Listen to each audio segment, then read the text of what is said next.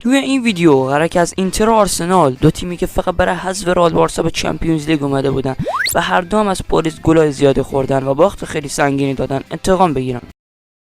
پس بدون معطلی رفتم این فوتبال رو باز کردم و بازی اول رو بارسا در مقابل اینتر گذاشتم و تا جایی که میتونستم باید به اینتر گل میزدم، ولی از اونجایی که برای رباتی که برای اینتر بازی میکرد سختی وجود نداشت که بتونم سختشو بیشتر کنم، پس همینطوری باید به بازی ادامه میدادیم. اگر از ویدیو خوشتون اومد حتما ویدیو رو لایک کنید و اگر با من حال میکنید کانال رو سابسکرایب کنید. ممنون میشم. بریم سراغ ویدیو. لیتس گو.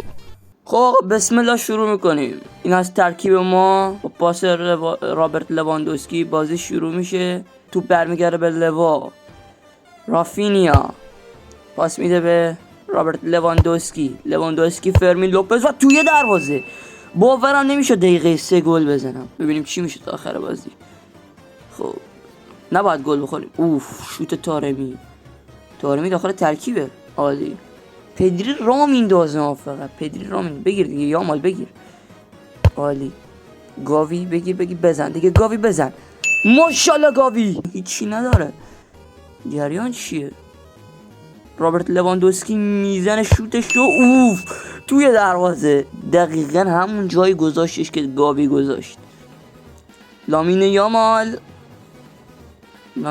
را میندازن اونور. بابا دهن سرویس. میخوام یه دونه خوشگل بزنم. چرا آخه؟ نیمه اول با 3 گل به اتمام میرسونیم. حالا با قدرت روحیه بیشتر میریم سراغ نیمه دوم. یه پاس برای یامال. آجی میخوام با یامال خوشگل بزنم. بزن دیگه. بابا دهن سرویس. لواندوسکی میده یامال دیگه اینو بزن. بابا دیگه اینو بزن. گرفته بودنش. رافینیا شو. بابا اینو چطور نتونستی گل کنی دیگه؟ دهن سرویس. رافینیا میچرخه. رافینیا بزن دیگه. عالی. ماشاءالله رافینیا. بابا بگیرید اینا رو. بگیر. دروازه‌بان چرا اومده جلو؟ نزنه. بگیر کوبارسی بگیر. دهن سرویس چطور تونستی اوتش کنی اینو؟ نکشه. بابا دارم میگم نکشه دیگه. بابا تارمی هم گل شوتو میزنه الان داور. چیکار میخوایم بکنیم؟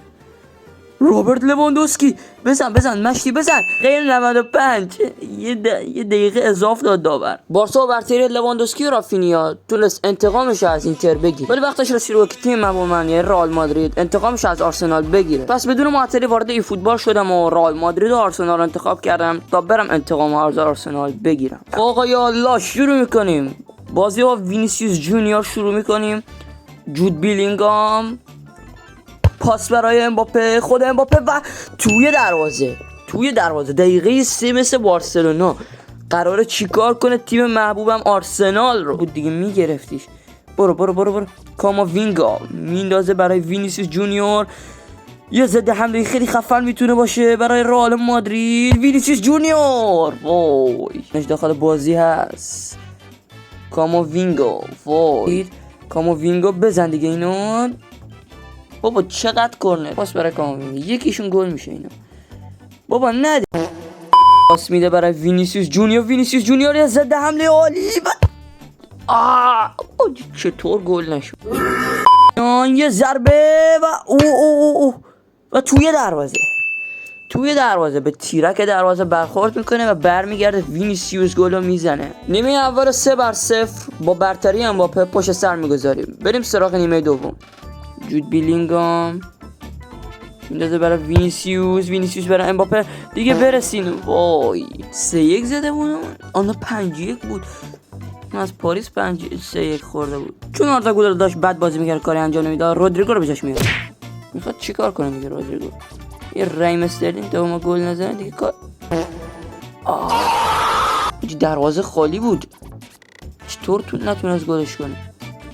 رودریگو وارد زمین میشه. تعویضی رئال مادرید. لوکا مودریچ میخواد اونجا ضربه سر بزنه. سلکت کرده و عالی. با اینکه تیبو کورتوا نیستی ولی عالی. رودریگو کجا رفته؟ کیلیان امباپه و بازی تمام میشه. این بازی هم با نتیجه نیمه اول و برتری امباپه به پایان رسید و دو تا تیم موفق شدن که از حریفای خودشون انتقام بگیرن. ممنون میشم لایک و سابسکرایب کنید چون یوتیوبر تازه کارم و به سابسکرایب و ویو نیاز دارم. تا ویدیوی بعد بدرود.